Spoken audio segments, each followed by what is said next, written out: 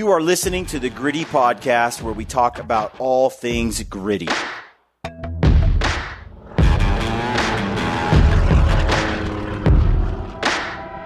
Welcome to the Gritty Podcast. I'm your host, Brian Call. I'm joined here by Brad Hunt, and today's podcast is with Josh Kirchner, a.k.a. Dialed In Hunter.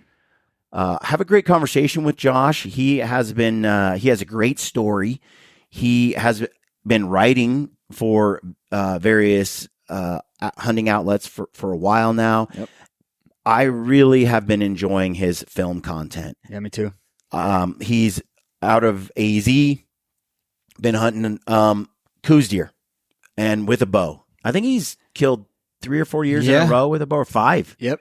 To get a coos deer every year with your bow says something about you as a hunter. And so I think the show is really interesting. I wanted to pick his brain. His film, if you haven't seen his films, you need to go to Dialed In Hunter and watch them. I think they're really well done. I really do. I think he's got a knack. He does all the things that I enjoy. He's great at telling the story, everything. Yeah. I really enjoy that film. It's just a breath of fresh air to see it. He keeps it real. And he's teaching you along the way as well as keeping it entertaining, but you just get to feel like you went outside and spent some days in the Arizona sun with a bow in hand, chasing these gray ghosts. Those suckers that are hard to hunt. Yeah, it's a great conversation. I just wanted people that don't know about Josh and don't know about his YouTube page and his films and his written content. I wanted to elevate this voice, have people get to know him and follow his show. So when you're done with this, make sure you go and you follow Josh on his YouTube page, especially subscribe, leave a comment if you can. I want to see more hunters like this have their stories be told. I want to see more content like this be created. I want more of y'all to know about guys like this. So give him a follow and check out his content. And let us know what you think in the comments below on this. If you're watching it on Rumble or YouTube, just leave us a comment. We try to respond to all of those. And we thank you for tuning in. Don't forget to use the code GRITTY over at Mountain Ops if you need some supplements. If you are looking for a merino top, I highly recommend their Next to Skin top layer. I really enjoy that. Workout clothes. But of course, Mountain Ops Ignite. Love that stuff. And the code GRITTY over at Stealthy Hunter. Stealthy produces some supplements that are great for gut health. And CBD gummies and CBD products, sleep products that really help with joint and just overall make you feel younger. So you can use the code GRITTY over there, and you can use it to get yourself a Stealthy Hunter glassing pad or rifle cover. I highly recommend both. I can't imagine at this point not using the glassing pad. No. It's kind of this thing you never think you would ever need or want. True. And then you have it, and you're like, I can't imagine never having it. And when you leave it at home, like I did on one of the hunts last year, I was like, I'm lost. I don't know what to do. It is a shock. Sitting down, table, everything. Yes. And then if you need a battery bank, I highly recommend Dark Energy. I've been using them since 2015. I have my originals still. They work today. I've gone through tons of other brands that just fail. There are some that I've seen lately that are a little bit lighter or that charge just a little bit more. But I got to say, I know with Dark Energy, they last forever. They withstand 40 below temperatures and keep a charge. These other brands, I've not seen one yet that competed in that regard. They're just a tough, long-lasting, well-built charger, and can't recommend those enough. If you use the code GRITTY over there and get yourself a Dark Energy battery pack, you will save as well, and it helps us keep doing our show. We appreciate that. Thanks for tuning in. Enjoy today's show with Josh. Don't forget to subscribe to his channel and stay gritty. All right, folks, welcome to the Gritty Podcast. Today, I'm sitting down with Josh Kirchner, Dialed In, a.k.a. Dialed In Hunter. And we're going to just talk a little bit about Josh, what he's up to. I recently went to Mexico, hunted some coos deer. And every year, I try to get down to hunt Arizona a little bit. And Josh, you're out of AZ, and you have been putting out some great films lately that I've really enjoyed. especially around the Coues deer. There's not a lot of Coues deer hunt films out there. You've done it with bow, and you've repeatedly done it, and it's great film. I just wanted to get you on the podcast so people could hear your story that don't know about you. They could go and follow you on your YouTube channel and check out your films. And so let's just talk about who you are and introduce the audience that doesn't know who you are to you. So Josh Kirchner, you kind of told me just a minute ago your story, but now let's hear it. Let's hear it one more time for the audience. Okay, cool. Yeah. Hey, by the way, thank you for the kind words about the films and stuff. That really means a lot. So yeah, my name's Josh Kirchner, down here in Arizona in Cactus Country. Dad brought me up hunting, but that never really spanned past annual deer camp. And when I got a little bit older, I just got real interested in really, really diving into hunting and learning a lot more about it and how to be consistently successful, because when I was a kid, we were never successful. I learned the meaning of a hunt is more than a kill very early in life. Yeah. So yeah, I got older, got super, super, super into hunting. And in doing so, like throughout that process of learning and stuff, I decided to start a blog called Dialed In Hunter, and it was really more of like an online journal. I didn't know anybody was reading it really. Just for me to reflect back on, and kind of dive back into my past and see where I went wrong and where I went right, and maybe be able to have my kid read it someday. Um, and yeah, I started getting some editors emailing me here and there, asking me to write articles for their publications, Uh-huh. and it just kind of snowballed from there. And I mean, now sitting here now, this is what I do full time now. I write, I do media work in the hunting industry, and it's pretty freaking rad. So That is cool. So tell me this. I have a couple of things I want to follow through on. One is a lot of fellas are out there coming from a similar background. I kind of did too, where I hunted every season with aunts and uncles and dads and stuff and grandpas, and we would go out for deer season and elk season every year, and we weren't the most successful hunters. We'd kill a lot of young deer and stuff, just like you do. And then we'd all be dressed in orange from head to toe, and it would be our annual trip. And I loved it. I mean, loved it. And it wasn't until I got a little bit older where I wanted to be a much more proficient hunter, and I wanted to bow hunt more than rifle hunt. And so I went down that road. So similar, I think a lot of guys come from that who then grow into a more consistent and successful hunter. So I want to talk to you about that transition between, how did you become a more consistent hunter? What are some of the key factors that maybe pivotal moments where you were like, had this epiphany or this aha moment where you're like, oh man, oh, I get it now. What were some of those things? What's sort of the Josh's philosophy and approach to being more successful as a hunter? so when I was a kid, it was very laid back, which is that was fine. I had a blast. Um, and we weren't very calculated. You know what I mean? And I'm not Mm-hmm. saying you always have to be like that, but there is a method to the madness of how to make things work. So the more and more that I learned, I just kept applying those lessons to what I was seeing, what I was doing. So like bears especially, um, I've learned so much bear hunting. It's I mean, I call it where I kind of became like a hunter, really, like a more successful hunter. And it's stuff like, finding scat, maybe in the bottom of a canyon, and then rooting through that and seeing what they're eating and being like, well, it's springtime, but what's in there is from the fall. So I know in the fall, this Mm-hmm. might be a good spot. So it's like putting all these little pieces together, right? Like that. And I used to write that down all in my phone and stuff and keep these records. And then on top of that, it was honestly taking yourself out of your comfort zone, like in doing these things that you maybe you didn't really want to do, but you know that that's what you have to do to fill your tag. Like making a 2 hour hike in the dark, you know what I mean? Where that Yeah. we never did that stuff when I was a kid.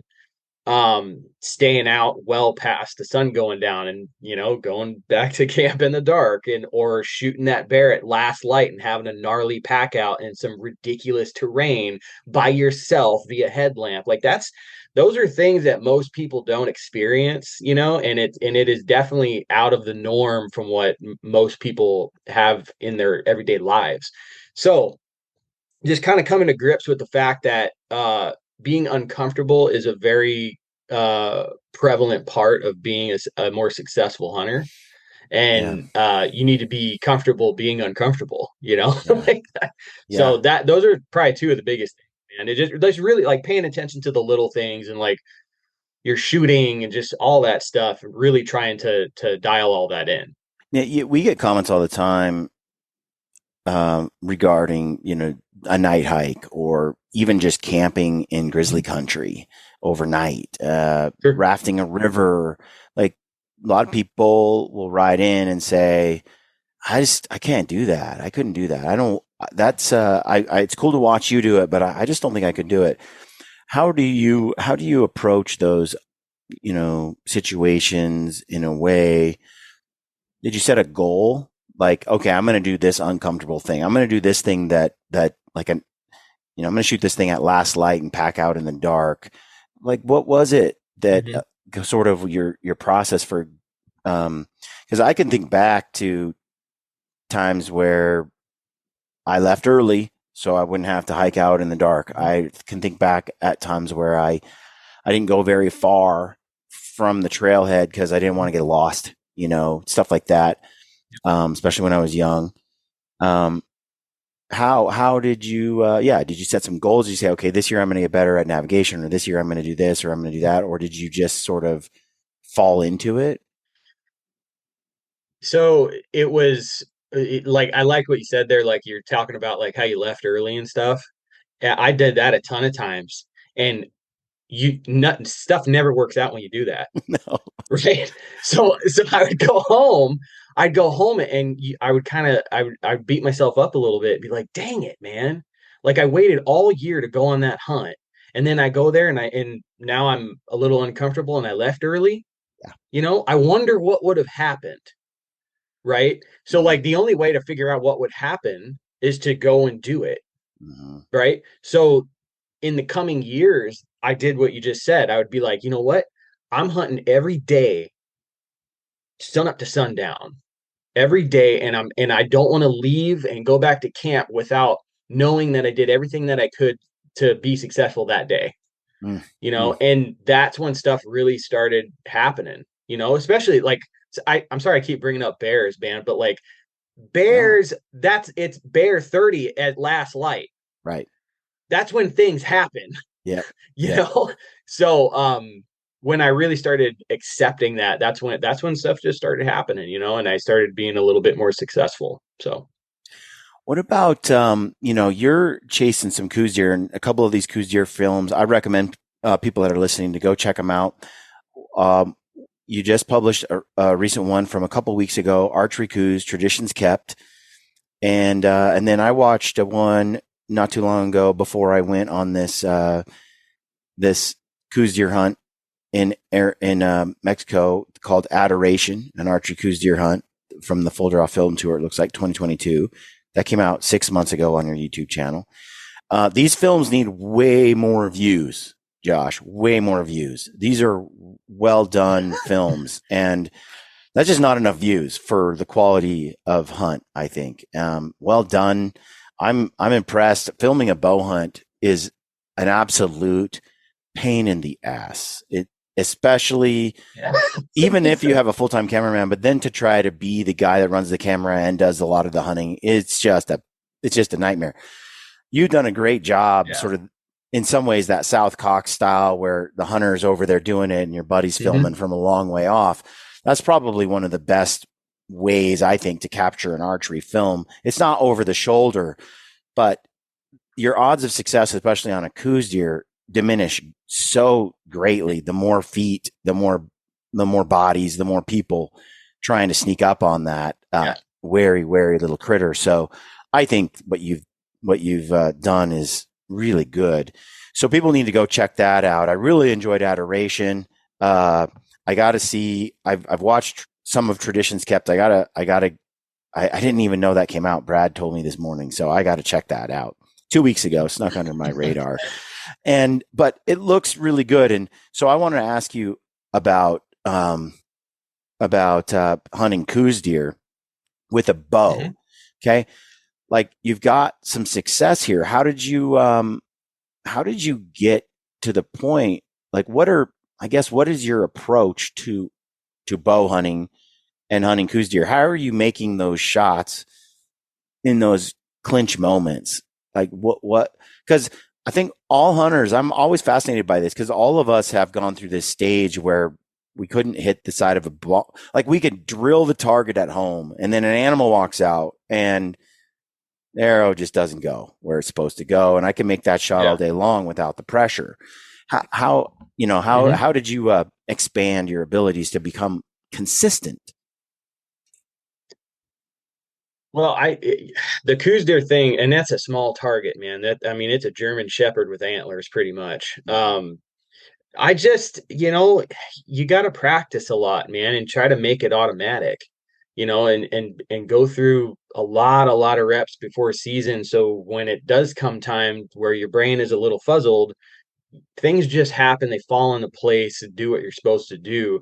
But honestly, spot and stock hunting, man, for me at least, I feel like I don't have time to get nervous because I'm so worried about screwing it up, So whereas it like ambush hunting, dude, I come unglued. Yeah, Like, dude, you're I'll be speaking my sitting there, language. You are speaking my language. I am the same.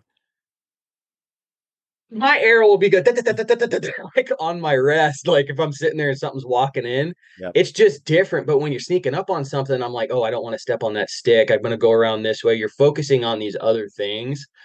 And when it does happen, it happens fast, So, with coos especially, I think like really, really like you hear that phrase, pick a spot. They're a really tiny target. So I just don't look at the antlers, try to pick that little spot to hit on them. Yeah. But the hardest thing with them that I see people go through is just getting into bow range to begin with. Yep. Which to me, I see more people stay back, and I used to do this too when I first started hunting them. I see a lot of people stay back and they talk themselves out of going on the stalk because they're coming up with all these different scenarios of how it's not going to work out, and where in all reality you need to be coming up with scenarios on how it's going to work out instead of trying to focus on the negative part of it, right? And you're never going to know if it's going to work out if you don't go. Right. So I think there's a little bit of like folks being afraid of failure there. Yeah. And it's like, what's the worst thing that's going to happen? You're going to bust a deer out. Okay, go find another one. Right. Like that's hunting, So I started getting a lot more aggressive with them probably 6-7 years ago.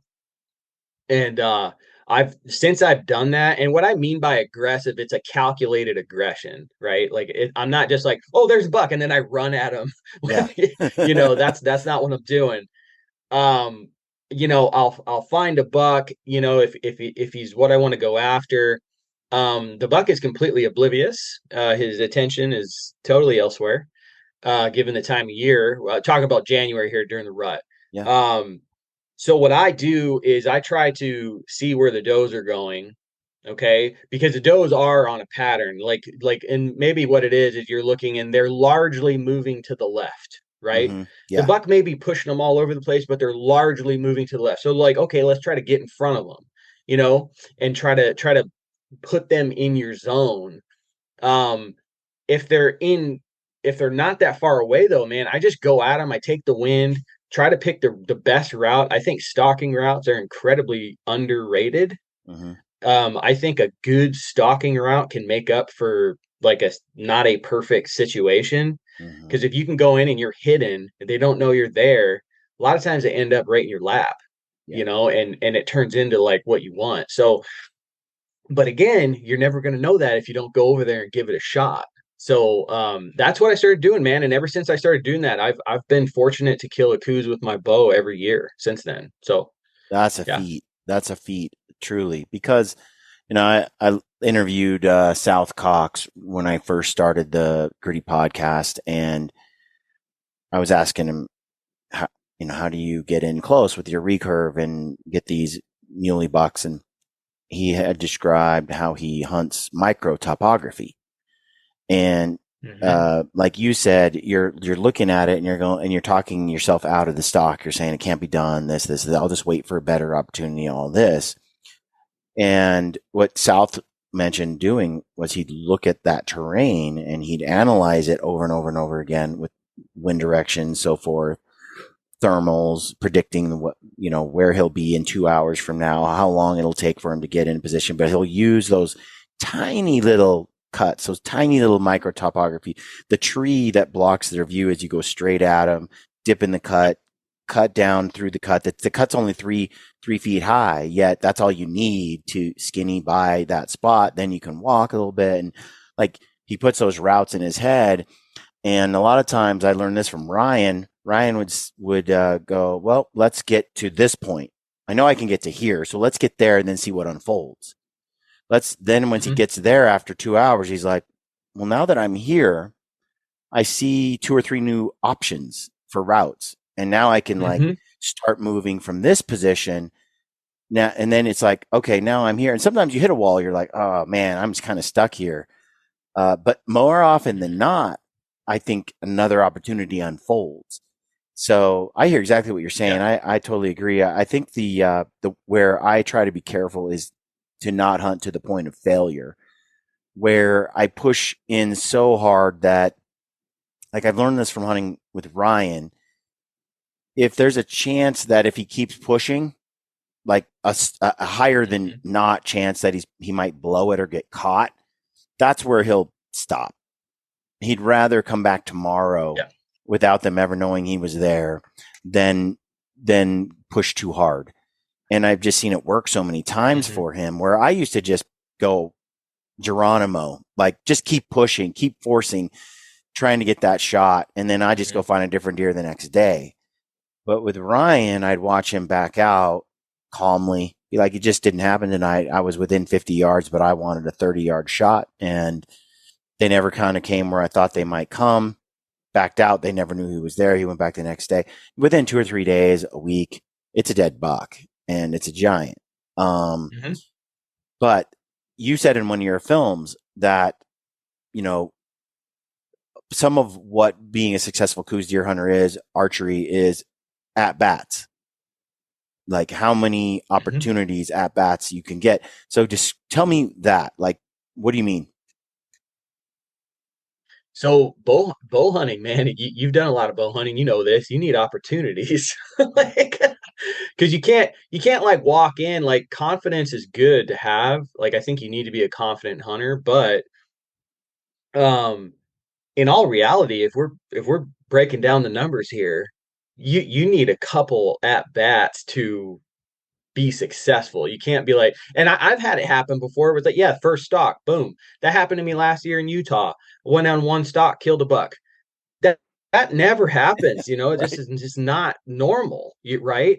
So what I mean by the at bats thing really is like, especially if you're in new country, man. Like if you've hunted country before, that first stock is much more likely to work out, in my opinion, because you know that country, you know the stocks. Because generally, animals are usually in the same spots, Yep. right? Like time and time again, like I go hunting in some of the same areas year after year, and I'm like, oh, I know how to get over there. Yes. I know exactly what the wind's going to do at 4:32. Like you pay attention to that stuff through the years, right? Whereas if it's your first time, you don't know any of that, right? So the at bats, it just gives you the intel to be successful later on. So it's not really I wouldn't look at it as a for guys that are out there bow hunting and they're getting busted, I wouldn't look at it as a failure. It's an attempt.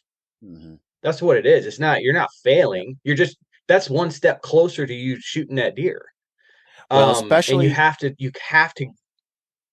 yeah, go ahead. I was going to say, especially if you haven't killed if you haven't got a lot of shots and a lot of stalks in, like I think at a certain point in a hunting career, you just got to go for it. And it also doesn't have to you with a bow like that, waiting for the giant and then stalking that one. It's like you haven't laid down the skill set.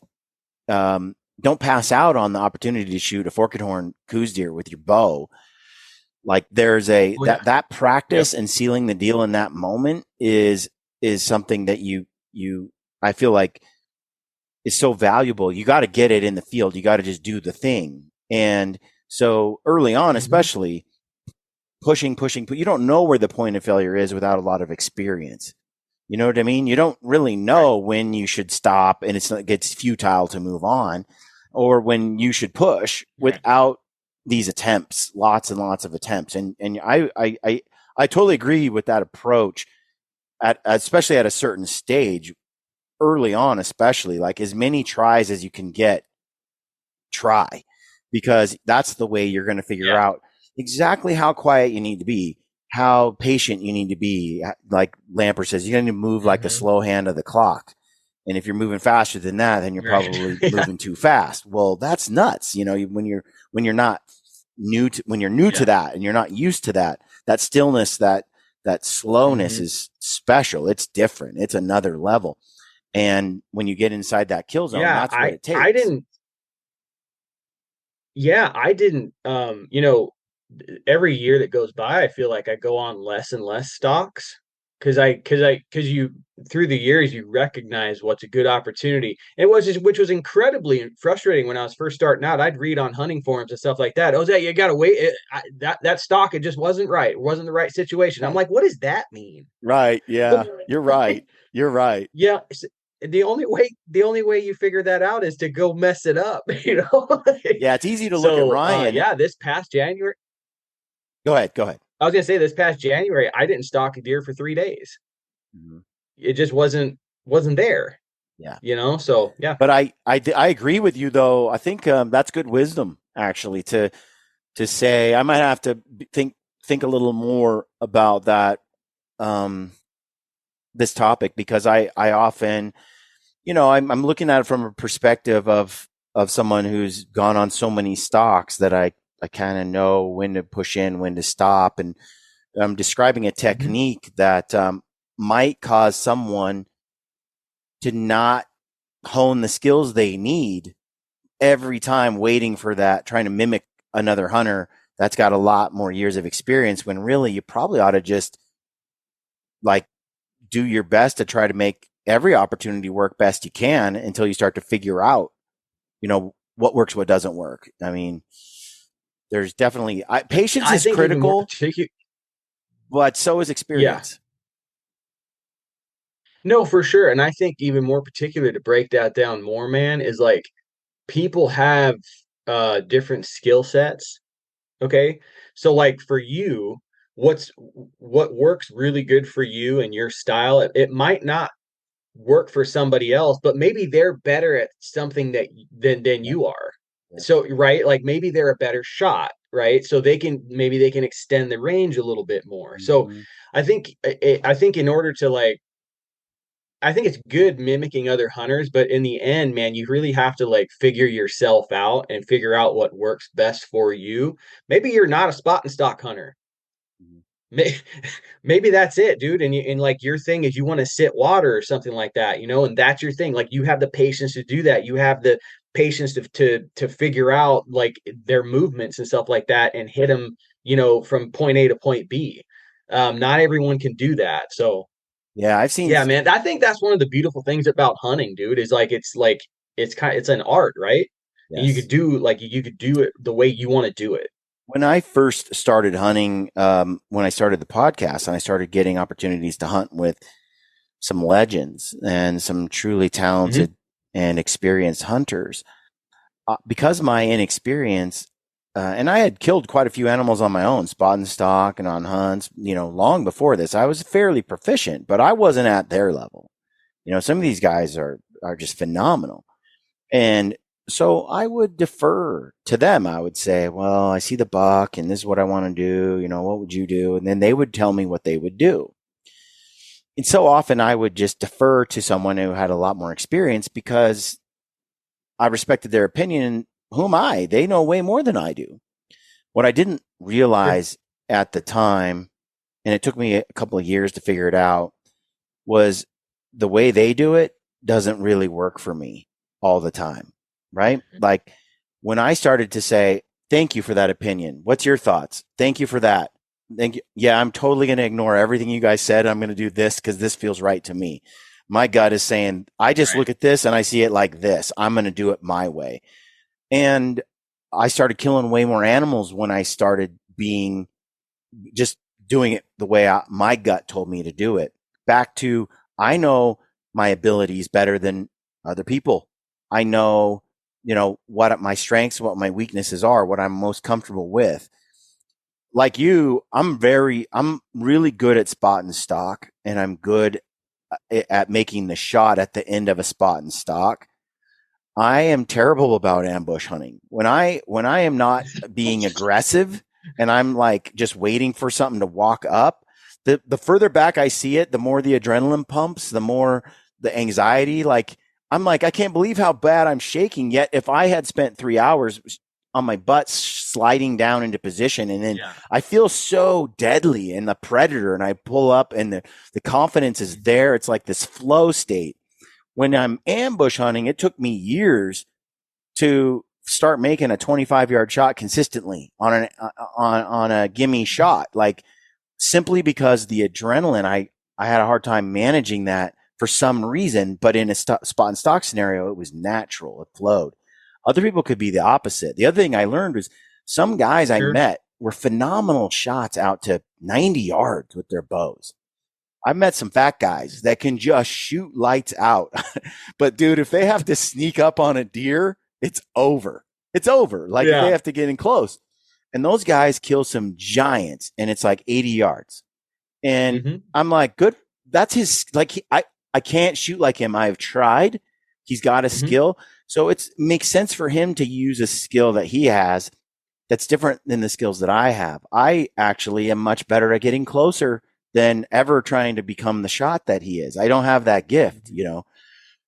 And so, yeah, I think that the more you can pay attention or the more you can um, rely on your judgment and your gut and know your abilities, the better. And one of the things that has happened over the years that helped me do that was solo hunting more Oh because yeah. nobody is there to judge me. Nobody is there to say that was the wrong idea, or nobody is there to say I would do this or I would do that, or Hmm. you're just on your own. And so you learn to rely on your own gut and your own judgment. You learn to go, well, nobody's here to ask that's got way more years of experience than me. Like Corey Jacobson told me, some guys would call him on the phone and say, Corey, I got a bull. He's like 50 yards from me screaming. How do I get him to come in? It's like at some point you got to cut those apron strings and start being the decision maker and just go. I do, dude. I love you brought that up, man, because that's when I feel like came into my own. Is I started solo hunting a lot, and it was really because no one else could go with me. I was like, well, I could either go hunting by myself or not go hunting at all and wait for my buddy to come. But in doing that, just like you said, you really get to learn yourself. There's no other opinions, which I feel awful saying this, right? Like, because for the longest time, I opted to solo hunt because I wasn't successful with other people around Mhm. because of what you're saying. Yeah, Because I'm yeah, I'm like I'm a talker. Like I'm sitting there, like I want to like talk about it. Like, what do you think we should do? Like he's yeah. bedded right here, and kind of talk that out. But then all I'm doing is like taking in this information, like their opinion that kind of goes against what I would normally do. Mhm. But I also want to. I'm a people pleaser, so Yep, I'm like, me too.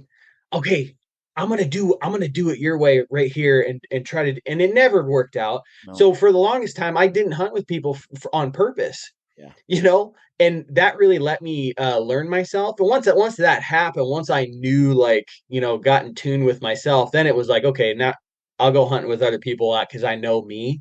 Yep. But man, I know what you're saying. Oh man, I can recall. being with Ryan, David Brinker and I were sitting on a hill watching Ryan Lamper stalk this giant coos deer. It was the first time he had ever hunted coos deer. And it's a stud. I mean, I had never put eyes on a buck like this. And Lampers moves down the mountain and really tight and gets in close to these deer. And he hangs up at like 60 yards or so from these deer. And he just sits there for like 3 hours. And these deer are kind of rutting a little bit and moving around. There's a couple does and a buck. And I'm just sitting there going, man, why doesn't he slip into that little sand bed crick and just sneak up there and shoot that thing? And he didn't. He sat there for 3 hours, started to get dark, and then he snuck back out. And Brinker and I sat there and we watched the whole time. And he had been hunting solo the whole time. We just happened to bump into him on the mountain and watched the thing go down. And the first time I ever hunted was Ryan. And I said, what's going on? Brinker and I were trying to get your attention to show you where the deer was. We thought you lost track. That's why you weren't moving or da, da, da. And he's like, I knew where the deer was, boys. And I'm like, well, why didn't you go for it? And he said, I looked at the situation and I can see that the odds of me getting any closer in the wind conditions and the where how silent it was, I could tell that it was it would be too risky to try to get closer. I was hoping that they would rut within 30 yards and there was a high likelihood that they would. They had been right there a little bit earlier. They just came 55 yards. I think it was like the closest they came, and it just wasn't close enough for him to take a shot at the coos. They weren't holding still much, and they started to walk off. So he said, but this is why I like to hunt alone. I'm like, why? He's like, because I felt pressure the whole time I was down there to get the hunt over with so we could all get together and hang out some more or go chase something else. Like I felt pressure to please people in the group, to hang out, to move forward, because there's a social situation at play. When I'm by myself, he's like, I just would have enjoyed that moment and just soaked it in. And if it came, it came. If it didn't, it didn't. But you guys are on the hill trying to get my attention. Like this is why I solo hunt so much, because I'm in the zone. I'm deadly when I'm solo. With other people, it can be more difficult. So then I started talking to him more about it, and I started to stack up like the number of animals Ryan has killed when he's by himself. He's lethal. He's just lethal, because whether he stays out there 7 days or 20 days, it kind of doesn't matter. He hits this stage of slowness of just every day. There's no one to talk to, so he's just ghosting through the woods, getting into positions. He's got a pace that's very slow and calculated. There's nobody there to say, well, I don't want to spend the whole day here, or what about over on this other hill where the grass is greener, or whatever it is. None of that happens. And so that's when I started to solo hunt. And once I did that and killed a few bulls and did some stuff on my own, it definitely changed everything about how I hunt. Now I'm able to sort of, even when I'm with other people, I'm able to sort of compartmentalize where they're at and just pretend as if I'm solo. I don't let the sort of the peer pressure from the group or anything impact a decision. And I go by my own gut, even though other people have great ideas. I have to go with, in the end, after hearing everything, what I think is the right approach. And that's made me deadly. So yeah, I think that I learned a lot from watching Ryan over the years, and then being solo. Yeah. Oh yeah. There's something special about being alone. You really figure yourself out for sure. So I always my wife uh she tells me every year, she makes me go solo hunting a few times. Yeah. Because she knows I need that. Absolutely. So yeah, man. Absolutely. So going back to the films and your YouTube channel, what is one of the films that you really like that that if you could get people to go watch, they'd go watch it? It's so over the past year, I've really kind of like I don't know, feel like I'm still figuring this out, but I feel like I've kind of come into my own with making films in a certain style, and in all honesty, everything I've made in the past year, like Absolute is a high country mule deer hunt from Utah. It's the bow hunt. That was filmed solo. It was, I mean, a brutal pack out. I packed that buck out probably 8 miles, in total. After that, I uh, went to Idaho and shot a great buck with my rifle with the first time having a cameraman with me, which is an interesting experience. Um, the first time me and this guy ever met, we met in the middle of nowhere Yeah. at a trailhead in Idaho at 1 a.m. I was like, "How'd your wife feel about that? You come meet this bearded man in the middle of nowhere in Yeah. Idaho." But it worked out really great, and he's going to be with me a lot of this year filming stuff. And I just think, like, as a writer, being able to tell an eloquent story through, like, visually, I think it's just, I mean, it just helps so much having somebody dedicated to that, Yeah. dedicated to getting the shots and stuff like that. So yeah, man, Absolute Presence, that's the mule deer hunt that I just did. And then the Coos deer hunt I just did, Traditions Kept, like that. Those are, I'm really proud of those, man, like how they came out, and I'm really excited for the films to come this year to see what we can do together. So Dude, they're well done. They're I mean, I it's not easy. What you're doing no. is not easy. I mean, I do it, and um, I love I mean, from your color to the lenses that you're using, even the long range. It takes some dedication to film with the style that you're choosing to film with. Hmm. Not very many people do it this way. A lot of guys Yeah. just use like point and shoot cameras, and Hmm. so this is Well, my wife, like, my wife is a photographer by trade. She's a wedding photographer, so she kind of got me into the whole camera thing, which really, as a writer, I was writing articles and I kept bugging her to take pictures for me, yeah, and she's like, "I need to teach you how to do this," yeah, So like through that though, like I really gained a love for imagery, so and that's the type of style that I prefer for filming, like I know that there's a lot of other more successful ways to do it, especially on YouTube, to have like more and more content, and I tried doing that for a little bit and it's just not my thing. I like being able to tell a story from front to back and show the beauty, like, of what I'm seeing. It's not all about me. It's just like in this entire experience. I want you to feel like you're with me when I'm sitting there in the tent and it's raining, and just all that, man. So yeah, really really enjoy it, and I hope mean, hope other people enjoy it too. I'm looking at this film right now, playing it on the screen here. Presence. This is a beautiful mule deer. I mean, it's a beautiful buck, beautiful country. Um, the shots you've captured here, I mean, just make me want to go outside. The way the horns glisten, like you come up on it, there's the sun peeking through the trees. I mean, it's just like, it's just gorgeous. It really is. And I, I, I, I hear what you're saying. The slow motion here with the sort of the dust kicking up. That's a beautiful deer.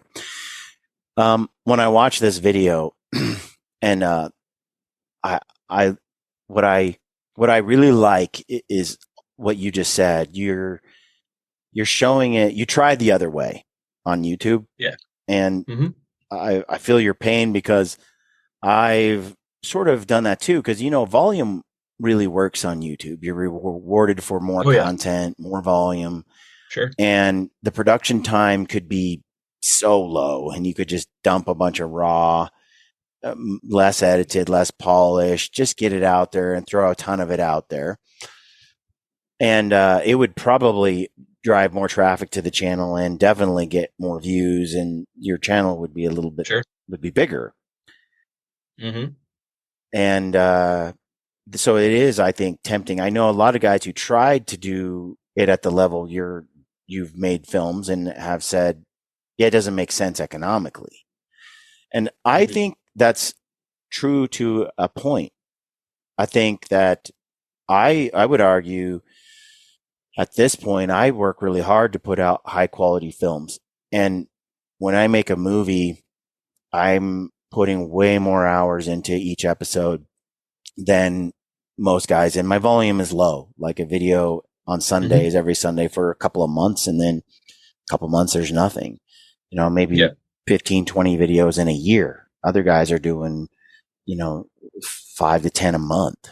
And so, but over the years, over the long term, first of all, I wanted to create what was meaningful to me.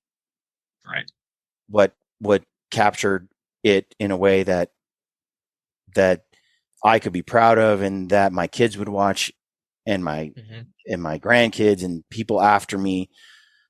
So for me, it wasn't about the money. It wasn't about the growing the channel. It was about the art and the story and the experience and doing justice by it. And so that's the train I've been on.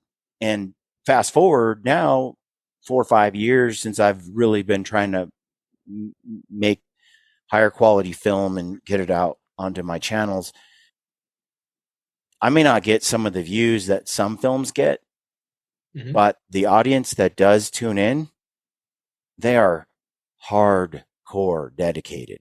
They are super appreciative. They truly value it to the point where I don't need 400,000 views on a video. I can get 20,000 views on a video, and my audience will support me if I ask them to help me out, buy some shirts and hats, do a little giveaway drive or something like that. Boom. They're all in. And my partners really appreciate the work I do too. And so they pitch in too. And at the end of the day, it seems that chasing numbers doesn't necessarily equate to conversion and a channel that really changes people's hearts and minds, that really captures their dedication to what you're doing and their appreciation. It's like, oh, it's just another channel. It's just another show that came up. Cool. They forget about it after they watch it. Doesn't change who they are necessarily. It doesn't have that imprint. So I think that the long term, this is what hunters want to see. They want to see what you're putting out there, and they're settling for what's available, but this is what they want. And the longer that you can stay in the game, despite the fact that it doesn't necessarily garner the growth that you could get if you shortcutted it, in the long term, I believe you stand far more to gain doing it this way. But it's a slow process.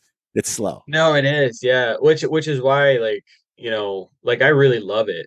You know what I mean? I like, dude, when You I do get it without home getting paid. well, I mean, I mean, like do. when I get home, when I get home from a hunt, I'm so excited to dive into the mountains of footage and start telling a story and writing the dialogue, and even the color grading. Like, I know a lot of dudes out there, they're not doing that. They're not filming in log, and they're not like learning colors and how to manipulate them and stuff like that, which is like part of the experience for me. And it's part of, like, this is how I view this, and I know some people see it like you just said, like, I like the colors. I appreciate that, man. Like, I agree. Like, so many people don't. I mean, I watched some stuff, and honestly, it's been flying under my radar. I don't consume. Well, I try to find new channels and new films, but it's like I saw some, because without a lot of volume, I might see something, go, that was a great one-off. But a year Yeah. later, Right. there's 2, 3, 4 films in a row, and it's like, wait a minute, I'm Yeah. noticing something. This is not a one-off moment. This is some talent and skill and dedication that's being displayed here. I told Brad, I watched a couple of these. I'm like, you need to get Josh on the schedule, and we need to do a podcast because I think that the work that you're doing is really cool. I want to see more of this kind of stuff myself. I just interviewed Cool. Nathan Endicott, and Cool. Yeah. he just published some blacktail films. Yep. And he's got a channel too. I feel like in the same vein, not enough people know about it. It's not a big enough channel. He doesn't have the for the quality of the film and the content he's putting out there. There's an audience who wants to see it but doesn't know about it. So yeah. You have a lot of good stuff out here too, where you say how to shoot it at angles. You have one I saw here for what you need to have a back for hunting in Arizona. You have a lot of broadhead flight test. You got a lot of other auxiliary content too. That's not just films.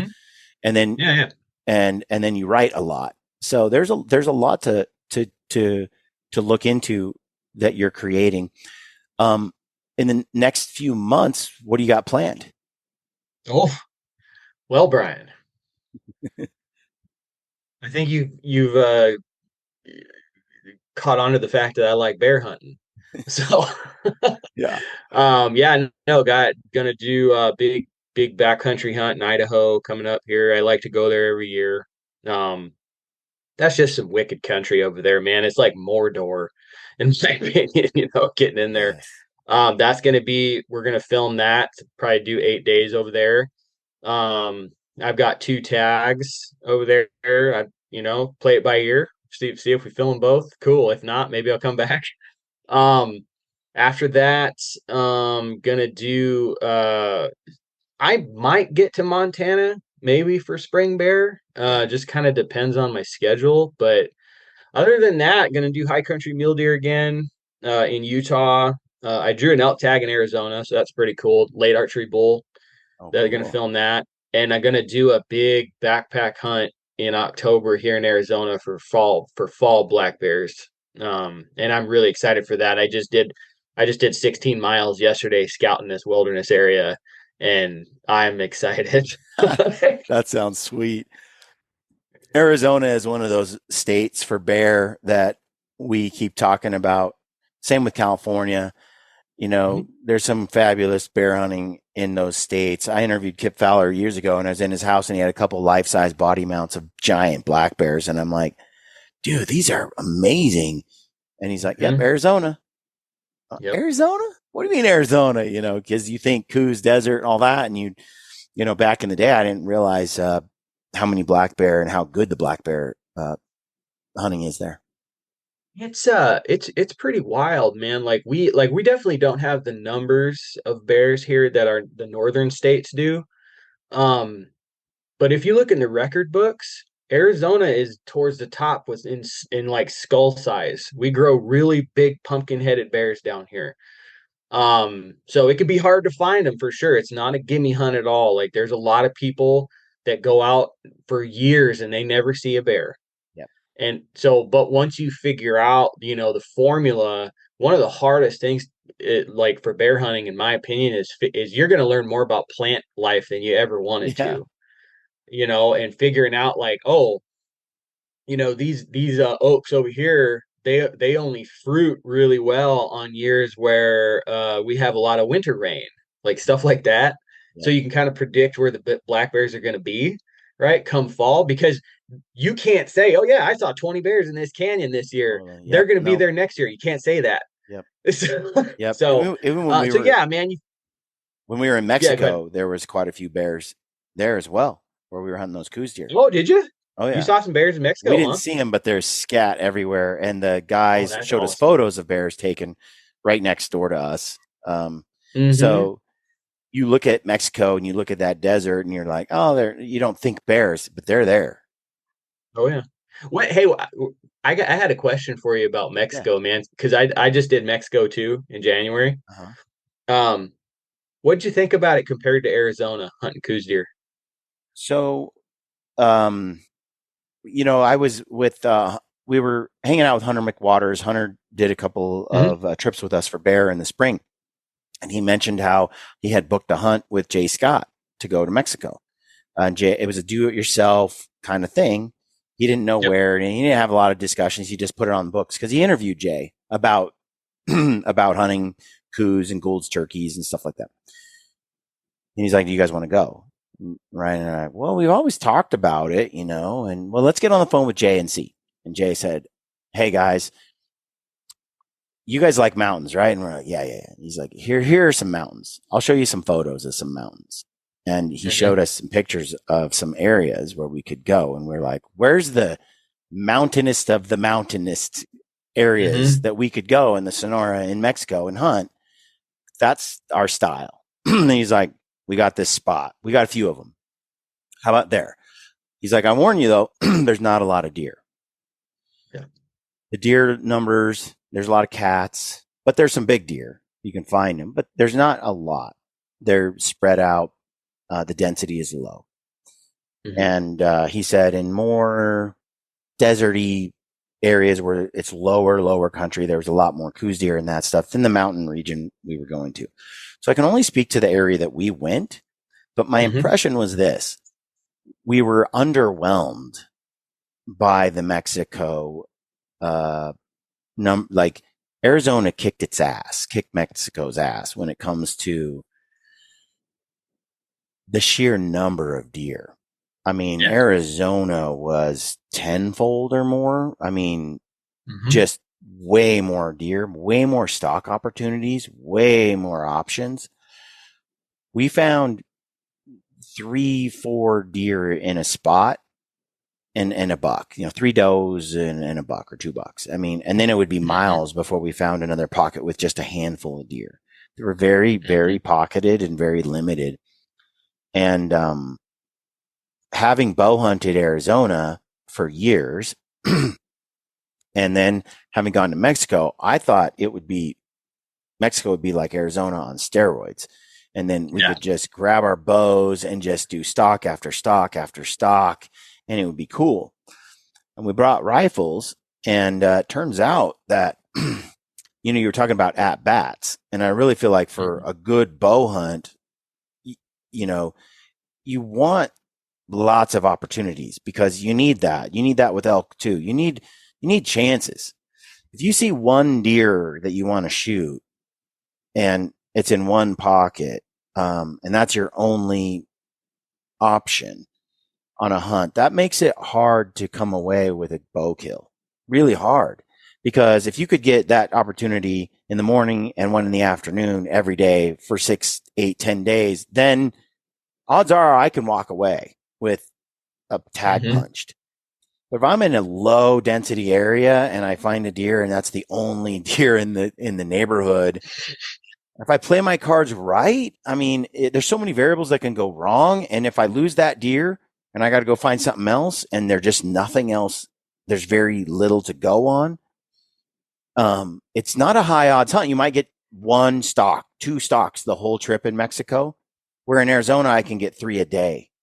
So my experience with Arizona was if I'm going to hunt it with a bow, which I'm anxious to try, we've been talking about it, it would be ambush probably over a water hole or some of these pinch areas where we know the deer like to cross during the rut.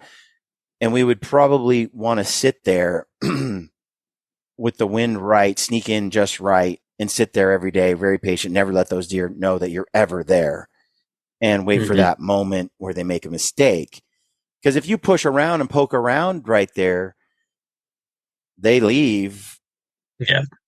Where's the next game in town, especially if you're really looking for a high class animal? So I felt like, so then Ryan and I kick around, well, what's more fun or what's more engaging, spot and stock with the rifle or ambush from a blind, let's say on a water hole for 7 days? Like, which Hmm. one carries more which one is more rewarding to us, which one feels for the audience too, because we are making film. Like Sure. what is it that is more fun? And it's not that you can't spot and stock. There were a few opportunities we could have done it, but it's not like Arizona. It wasn't like it at all. It wasn't even. It was totally different. So that was our experience. Yeah, no, that was mine too, man. I was under the impression like I live down here. So like I've always heard, oh, Mexico, you're a Coues deer hunter? That's Disneyland Yeah. down there. So we did the same thing. We went through Jay and booked one of his DIY hunts. Had, it was a great setup, nice little ranch house in the middle of Mexico. And our area was mountainous too. And after the first evening, um we split up that first evening, and we saw a small buck. Me and the guy I was with, we saw a small buck, but then our buddy that went off a different way, he saw like two or three like nice bucks rutting around. So I was like, okay, here we go, this is Mexico. So got up the next morning, went up. I ended up shooting a great buck that next morning with my rifle, which I do feel like I could have killed with my bow, like where he was. Yeah. But and then our friend shot a nice buck. But then after that, phew, we spent the next week trying to get our buddy a buck. Yeah. And it was what you were saying. It's very pockety, like not a lot of deer. I will say we didn't see a lot of small bucks. Like we didn't see a whole lot of spikes and forkies. There were like we saw some mondo bucks down there. I think those little bucks get murked before they get very old. Yeah. Yeah. And so they do. I think you do have some really big, like I will say the buck Ryan shot. My buck's no slouch, but the one Ryan shot is special. And we saw a couple others in that caliber.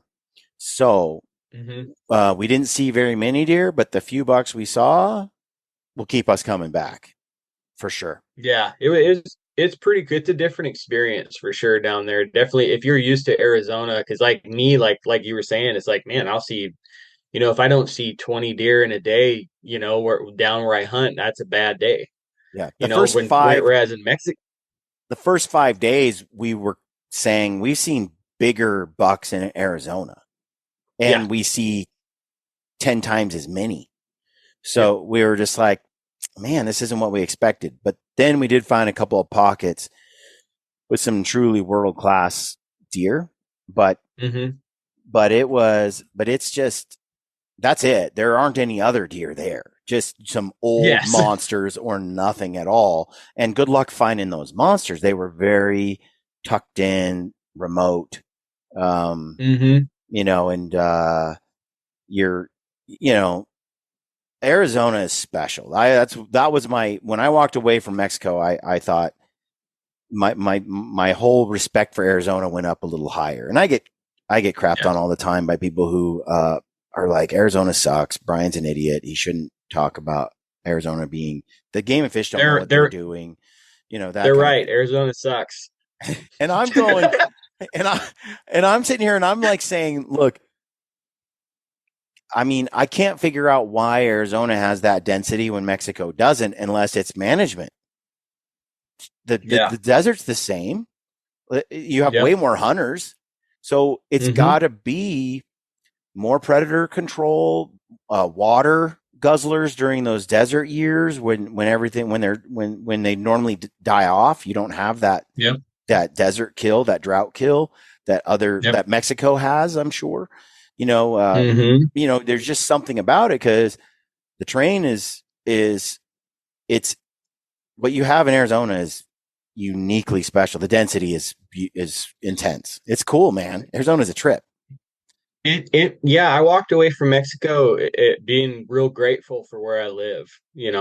I'm like, man, I feel like don't get me wrong, I had a good time in Mexico, but like, I don't know, like it's not anything I feel like I couldn't experience here, like, are you gonna see like those real big bucks as often? I mean, I don't know, like they're here, they're here in Arizona. You just gotta turn up a few more rocks in order to find them. Ryan and I have found some monsters in Arizona. Every Yeah. year we find them every year. During January, late January, we find them, and and most hunters are just driving past them.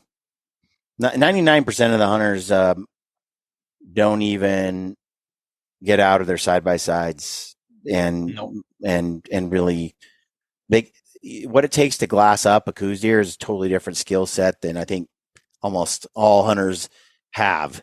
So there's the guys that do have it. They're limited, and honestly, most guys I run into only have eyes for mule deer in Arizona as well. And so the coos deer hunting has been largely ignored, and I just think it's a tragedy. I don't know if you paid attention at all to the. I know you were a little sour about what we did here, the change. um, but I don't know if you paid attention to the numbers or not. So now there's a page on the Game and Fish site where you can look at like how many deer were harvested, the bucks, and this is just for us to pay attention to what units are open to hunting now. Right. It's very similar to our bear seasons. Our bear units close once a sow quota limit is reached. Mm. Now the deer season is very similar to that. Once a buck quota is reached, that unit closes the deer hunting the following Wednesday at sundown. Um, and there are coos deer quotas and mule deer quotas. Mm-hmm. Okay, so there's two different ones. If you look at the numbers, a lot of mule deer quotas got filled. Almost no coos deer quotas got filled. Yeah. Yeah. And it's like, do we even need a quota on the coos thing, man? You know, like one, it's hard, but they just don't get as much attention. I don't know.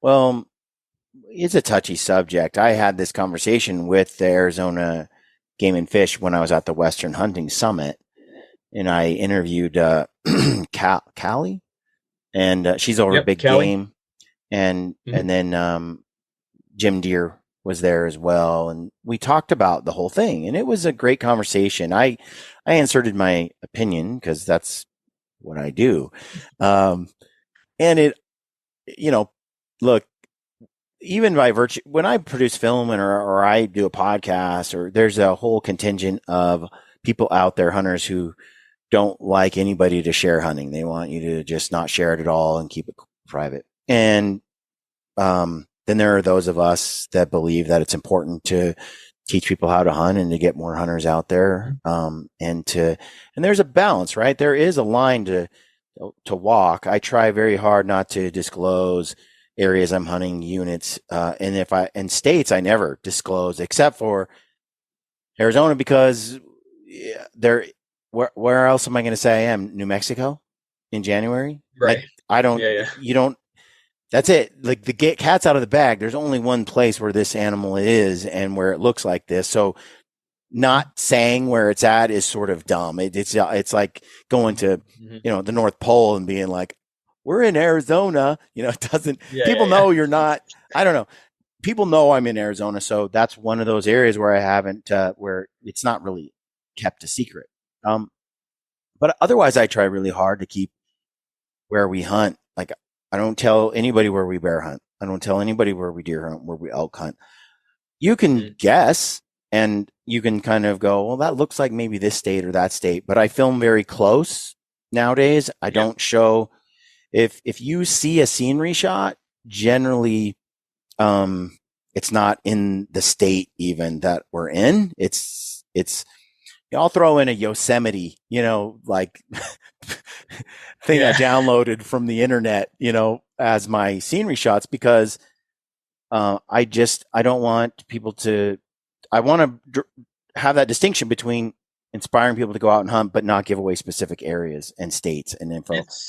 It's really, it's a shame, kind of, you know what I mean? That you can't, you got to kind of hide stuff like that.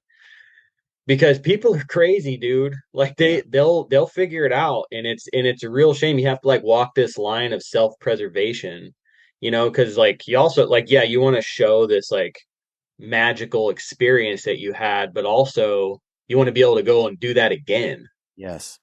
Well, and it's not respectful to dudes have been hunting there 20 years, right? And Sure. then some YouTube hunter goes out there, films it, and the next year there's 75 guys in their pocket, and they're just like, I hate that guy, you know? And I don't Yeah. blame them. Oh, Like, I would feel the same way. So I try really hard to manage that. Ryan is one of the most secret people on the planet when it comes to hunt spots. So we've just narrowed that down to become more and more secretive over the years. But back to the conversation I was having with Arizona game fish. What I was saying was the same thing. You know, you have a quota for mule deer, you have a quota for Coues deer.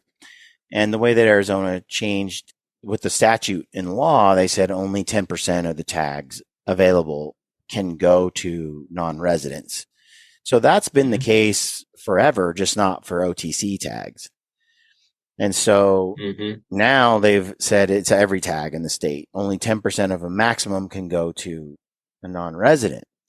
So then I wanted to know, how did you come up with that 10% number then for the maximum number of tags available to non-residents? They did some averages, but they were based on the available tags that they were going to put out there for mule deer, you know, for the combined. And my argument, my discussion with them was to say, well, why not have a Coues deer, a separate, you know, allotment of tags for Coues deer, because you didn't even come close to the quota. So that means there's more tags available to the non-resident.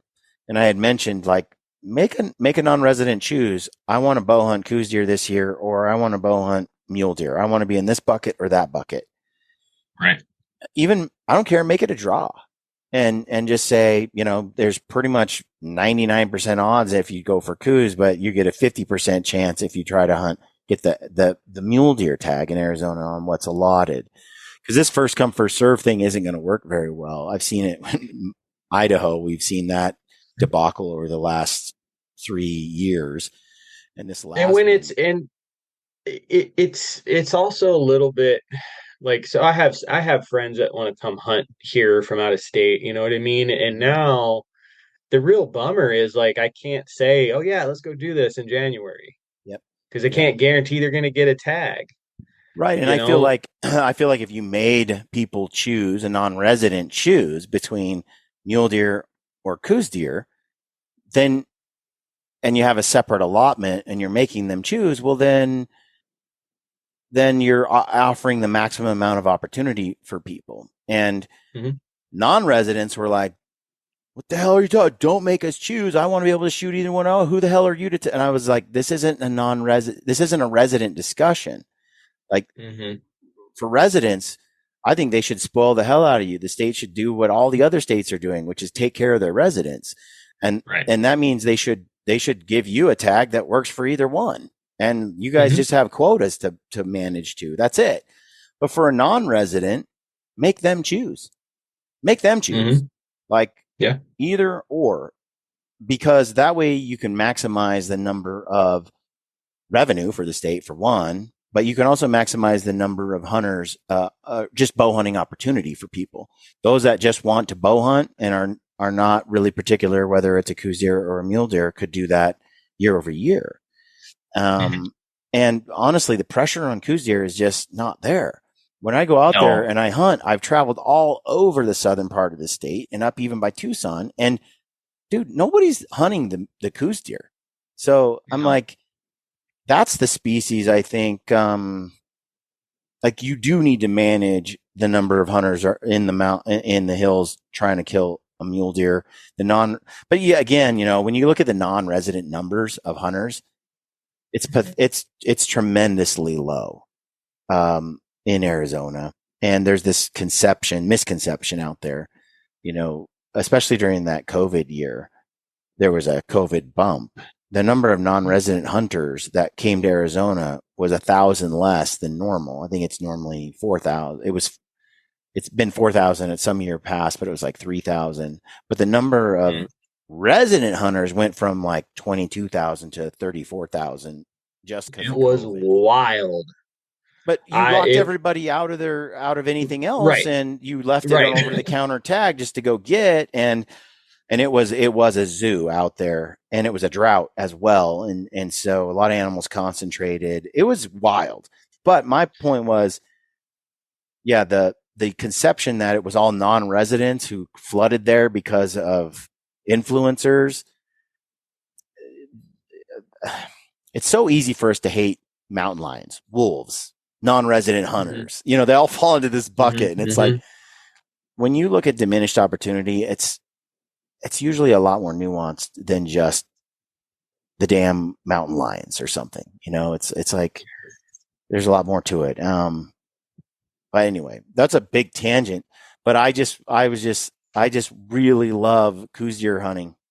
I love it. Yeah. And I want to do so much more of it. And Arizona, has a special animal there and lots of them. And I just feel like, man, what a challenge. I mean, the fact that you've done this years in a row with a bow is ridiculous. The odds.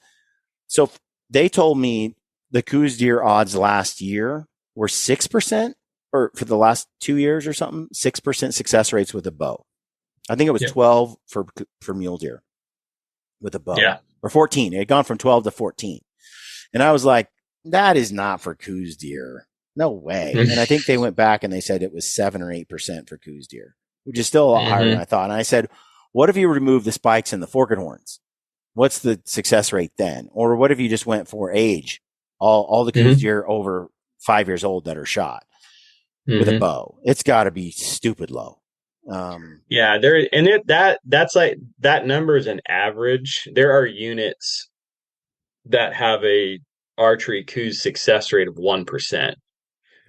Like, it, you know what I mean? Like, it's hard, man. It just really is. So I meant, like, when I first started doing this stuff, dude, I swore off hunting Coues deer. when I was first starting to bow hunt, I'm like, screw that, dude. I'm gonna hunt mule deer. And then just like through the years, you know, because some of these areas they overlap, mule deer and Coues deer. I would see some big Coues bucks, and like, I'm like, man, what an awesome animal, you know? And like, you got to give it up to him too, because like a big buck like that, you know, say he's 5, 6, 7 years old, whatever, everything wants to eat him. Yeah. Like, coyotes. You have to admire that, dude. Yeah. Like he has survived all the hunting seasons, the attempts from mountain lions, you know, they can get taken out by a bobcat. Yep. You know, absolutely. So it's pretty cool, man. Yeah, I would say just on that alone, and for you to have done it with a bow year over year, it's just impressive. It's just super impressive. Next level stuff. So yeah, I'm hoping that I don't think they're going to change anything for a couple more years in Arizona now, because they change every 3 years. So I think it's 3 or 5. One of those. Yeah. So we're kind of stuck with the system that they have right now for a while, I guess, and which means I probably won't have a tag for a couple more years. They sold them for this last year in December, I think, and I didn't get one. So yeah, it's December. Yeah, you gotta get after it in December. Be ready, just like you would be in Idaho. Yep. You know. Yep. So we'll see what next September if I can get something out of there, but. In the meantime, I'm going to try to go back to Mexico because it was very affordable and the hunt was really cool. It was beautiful, just as far as I could see, just landscape that was ours to hunt, and big deer. I loved it. It's not like Arizona. It's definitely different, but where I'm not a resident, yeah, I gotta go for Coues deer every year. I gotta find a way. So I don't blame you, man. So it's my option in the meantime, and it is somewhat affordable. You know, you know, it depends on a guy, but it's one of the cheapest hunts you can do in the lower 48. That's we did it do it yourself, basically. We just had Jay's guy escort us to the place, you know, help us get through the border checkpoint, which was well worth the fees there for us. And so I loved it, but I missed that. But I'm going to live vicariously through you, hopefully, as you continue to produce these great Coos deer hunting films. And dude, anything you wanna say to the audience here? Where can they find you? Oh yeah, yeah, yeah. So I'm on all the social platforms. Just search Dialed In Hunter. Um, I still do a little bit of writing for my website, but I mostly write for Gear Junkie now. Mhm. And Bear Hunting Magazine. I try to get around Western Hunter. I wrote a book. If anyone wants to check that out, they can go check that out. It's came out a couple years ago. It's called Becoming a Backpack Hunter. It's basically a from front to back guide on how to maybe you don't even know if you want to backpack hunt all the way Mhm. to you're packing an animal out back to the truck. That's on Amazon if anyone wants to look for that. Sweet. And then the YouTube, yeah, Dialed In Hunter, man. Very cool. All right, folks, go follow Josh on the YouTube here, Dialed In Hunter, and on Instagram you got Dialed Yeah, In Hunter, Instagram. and Yep. check out the book if you're into the backpack hunting. I got to check that out. I didn't know you did that, so I'm gonna check that out Yeah, too. man. I love it. I love it. Thank you for coming on the podcast, folks. Check out Josh's work. Thank you for tuning in. We'll catch you on the next one. Stay gritty.